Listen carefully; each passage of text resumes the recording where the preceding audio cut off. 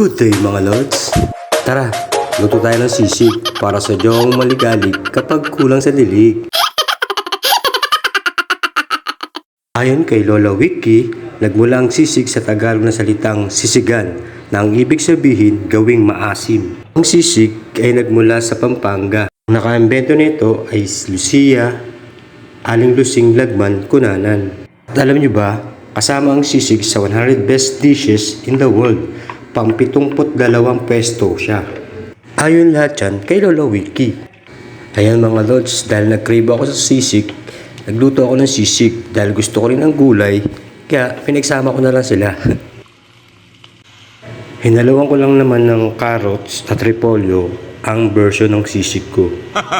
At ayun, hindi siya masarap, pero pwede na. Salamat mga lods sa panonood, hanggang sa muli. Bye-bye!